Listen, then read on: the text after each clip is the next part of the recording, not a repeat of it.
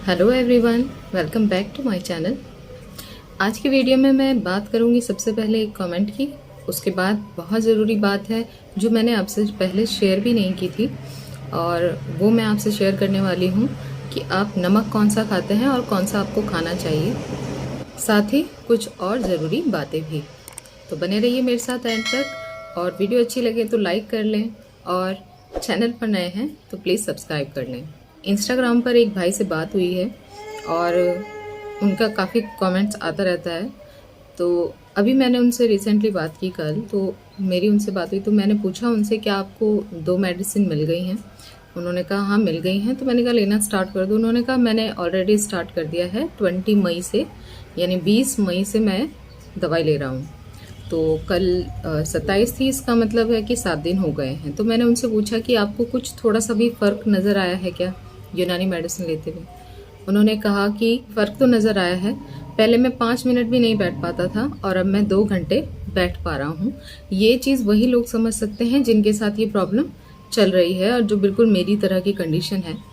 तो मुझे बड़ी खुशी हुई कि उन्होंने अपना एक्सपीरियंस बताया। जिनके भी साथ ऐसी कोई प्रॉब्लम रही है जो लंबा टाइम हो गया है और जो बिल्कुल बेड से उठ नहीं सकते हैं, उन्हें अगर थोड़ा सा भी बेनिफिट नज़र आता है मेडिसिन से, तो आप उम्मीद आपके अंदर जग जाती है और इस उम्मीद को आप लेकर चलते हैं, और आप फिर उसके बाद आप चाहे कितने भी लंबे टाइम तक आपको मेडिसिन लेनी पड़े, आप ले सकते हैं, जैसे मैंने किया था। कुछ लोग चाहते हैं कि, सभी लोग चाहते हैं एक्चुअली, कि हम आज दवाई लें और हमें आज ही कि आज हम ठीक हो। लेकिन ये तकलीफ़ कुछ ऐसी है, मैं किसी को डीमोटिवेट नहीं कर रही हूँ।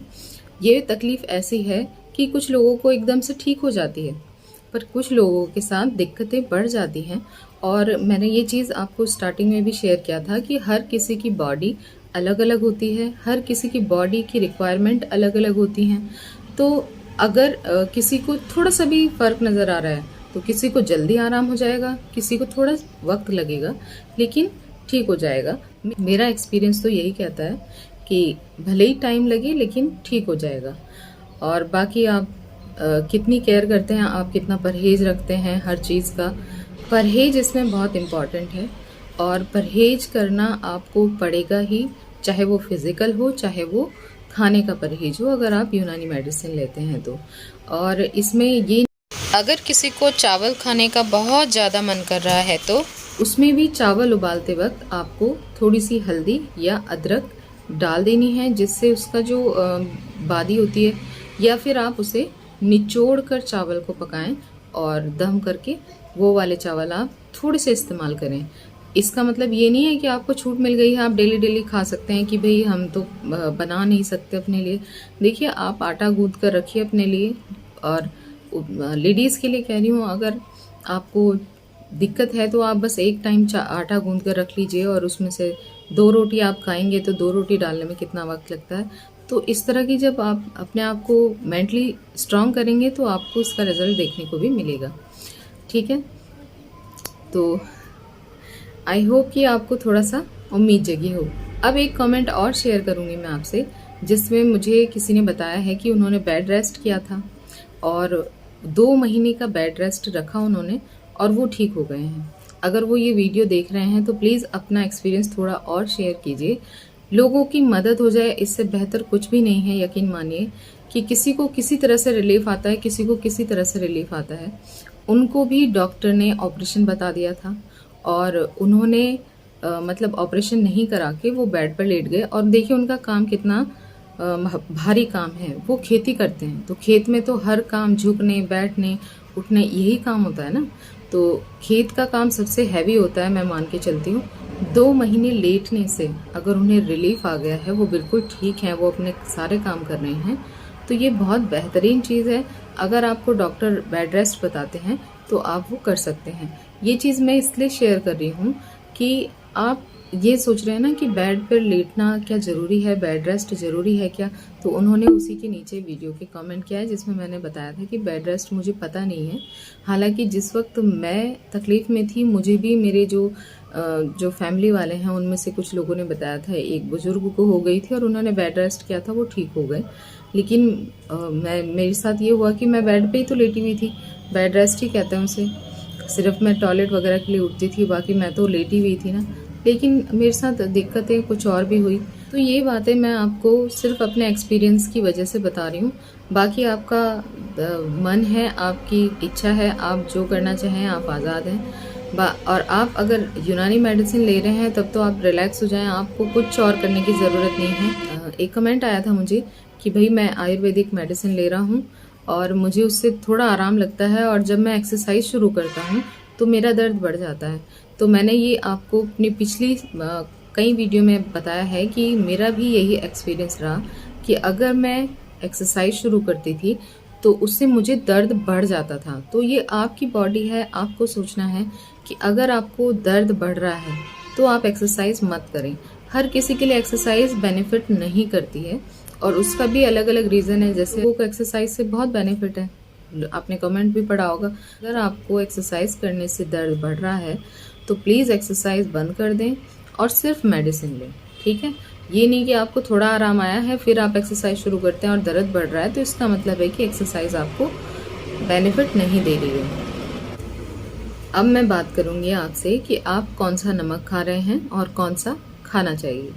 तो जब हम आयुर्वेदिक और यूनानी मेडिसिन लेते हैं तो हमें अपना जो डेली का हम घर में जो नमक खाते हैं उसमें हमें चेंजेस करने पड़ते हैं। आपको पता है कि आयुर्वेद और यूनानी दोनों ही तरह की मेडिसिन में आपको नमक खाने की सलाह दी जाती है, वो नमक जो रिफाइंड ना हो, यानी आपको सेंधा नमक खाने की सलाह दी जाती है।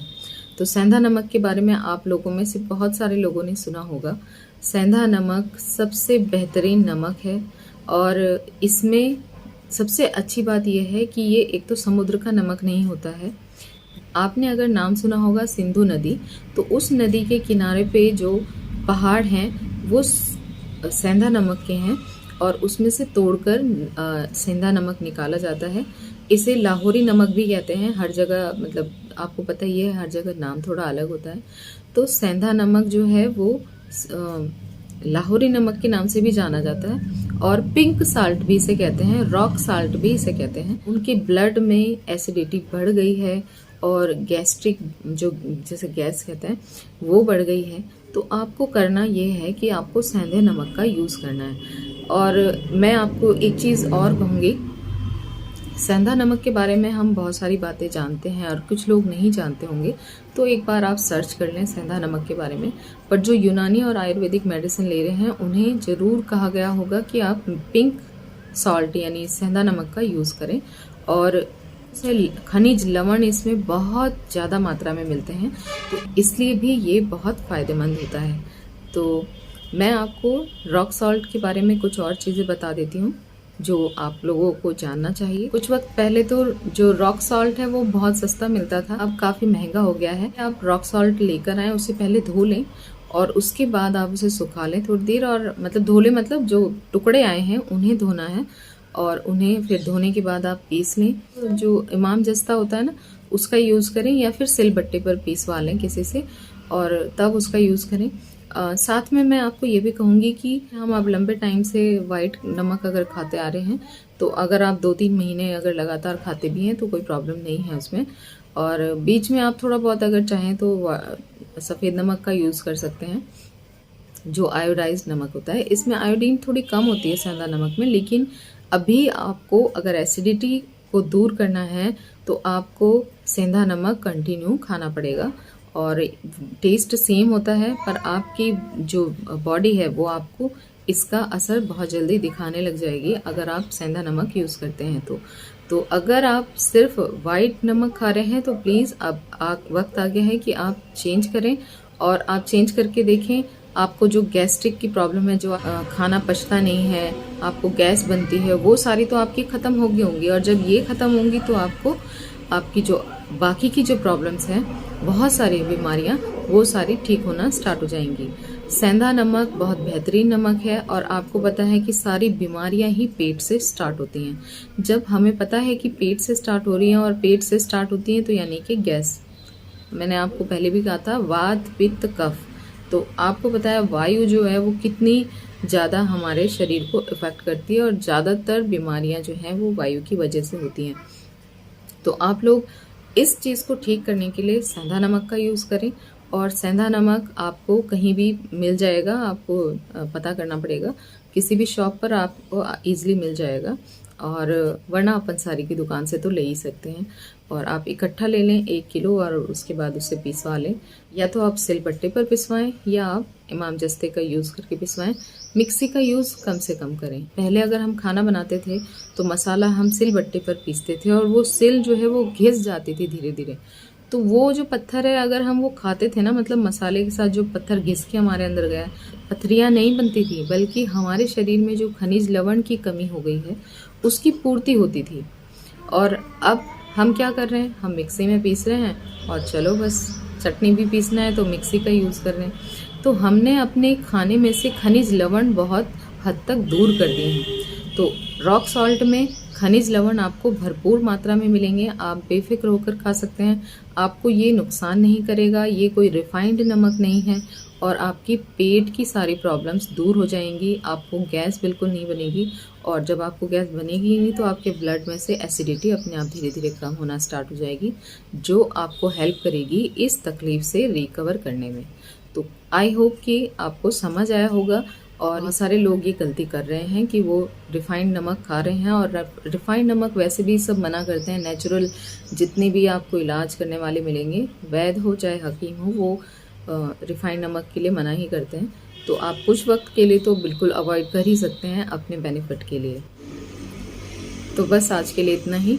वीडियो अच्छी लगे तो लाइक ज़रूर कर दें। आपका लाइक मेरे लिए मोटिवेशन का काम करता है, तो प्लीज़ लाइक करके जाएं, और चैनल पर नए हैं तो सब्सक्राइब कर दें, और जिन्हें ज़रूरत है उनके लिए ये वीडियो शेयर ज़रूर करें।